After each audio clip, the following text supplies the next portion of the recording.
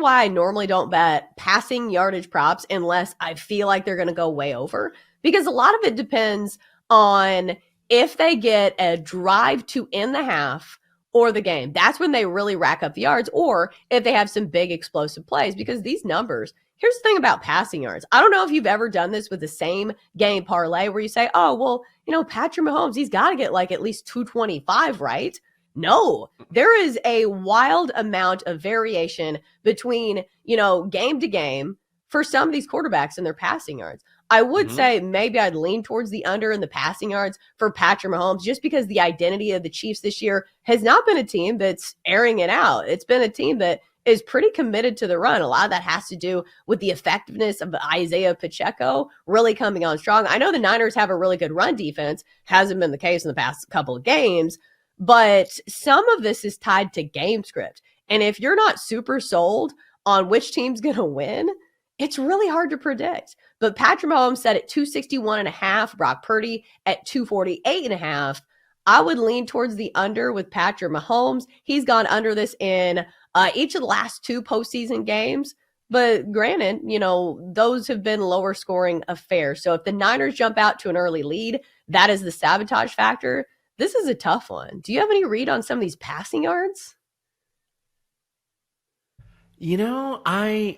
I don't. I'm staying away from passing yards. You know what I'm going to do, actually, is yesterday when I was on Brock Purdy's over, his rushing prop, I think I'm going – I mean, I know it's a rushing prop, and so maybe we should be talking about passing props here.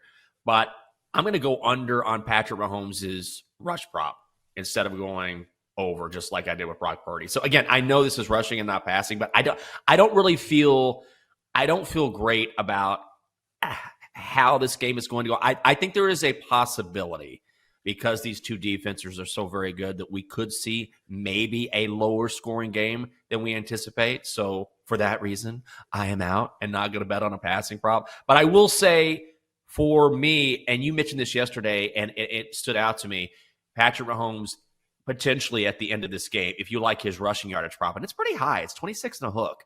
So if he kneels at the end of this game, all of a sudden you lose his rushing yards. But I think more than that, the Ravens were a good example, because the Ravens have very good linebackers, and so do the 49ers, right? Like Warner and Greenlaw, like those guys are no joke. So they were able, or they should be able, I think, to at least contain Patrick Mahomes a little bit in the run game like the Ravens did. And also, the Niners have only allowed 5 quarterbacks this season to eclipse this number. So I don't feel comfortable with a passing prop, but I do like going back to a quarterback prop on the ground, and that's Patrick Mahomes under his rushing total.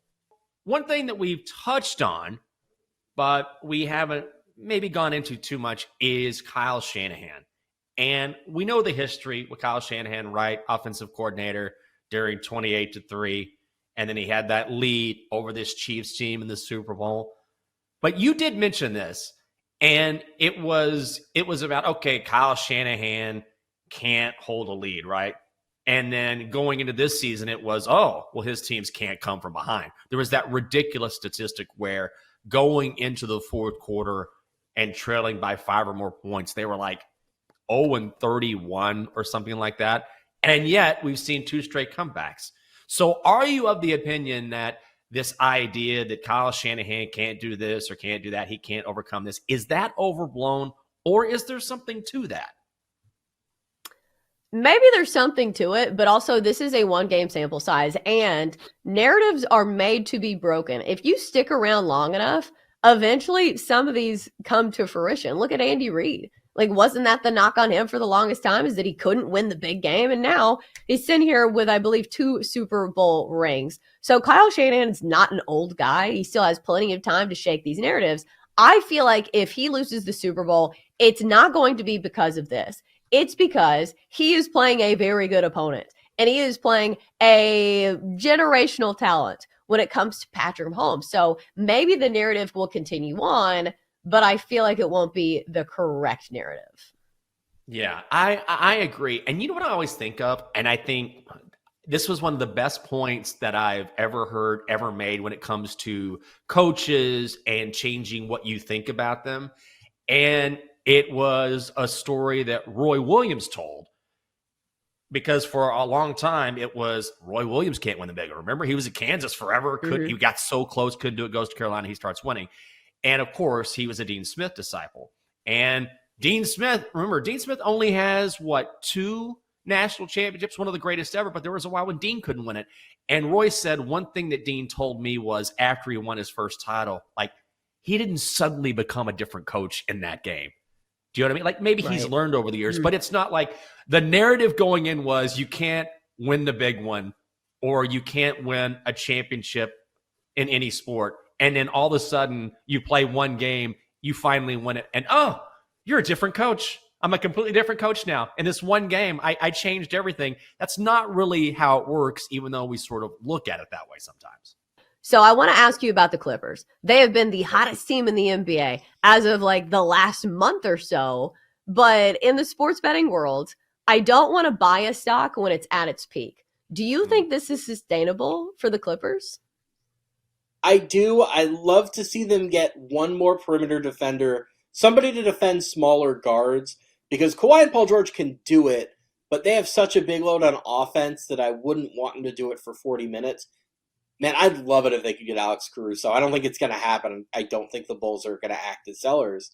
But if they could, that would mean a lot. Somebody like DeLon Wright would be helpful, Chris Dunn. Otherwise, that team is looking so good. They're finally getting healthy. If you're looking at it from a betting perspective, what I'd probably recommend is, look, at some point in the next month or two, somebody's probably going to tweak an ankle. There's going to be an injury scare. Just with that team, that's kind of how it tends to go. So I might wait for that before buying. But honestly, Denver is the only team in the West I think I'd pick over them in a series. And with each passing day, I'm getting less and less confident in that. Sam, I wanted to move to the Eastern Conference, and I have fallen in love with the New York Knicks after their trade. And I know they're really banged up right now, right? They've got some injury concerns with Randall out there at 22-1 to win the title. But am I getting too caught up in their recent play, or do the Knicks have a real path forward in that conference?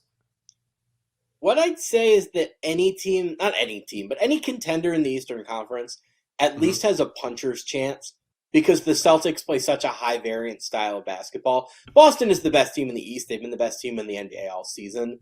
But when you're taking 53s every night, you could very easily just get to the wrong series, get to the wrong matchup, and oh no, we've gone cold for a week and now we're out. They're so dependent on jump shooting that I think they're pretty ripe for an upset at some point in the playoffs. I'd pick them to win the East, but I wouldn't bet on them to win the East. As for the Knicks specifically, they've given the Celtics a lot of problems in the past. Emmanuel Quickley was a big part of that. Now he's gone. Speed has kind of been an issue for Boston. The Knicks play pretty fast. Having OG Anunoby to throw on Jason Tatum is pretty meaningful.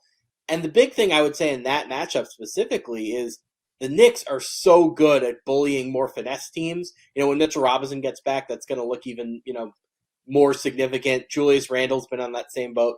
They rebound so well. They're so physical. Jalen Brunson can go shot for shot with anybody. Look, I wouldn't pick them to win the East, but if you were trying to sprinkle in, high variance upside bet, I might consider that.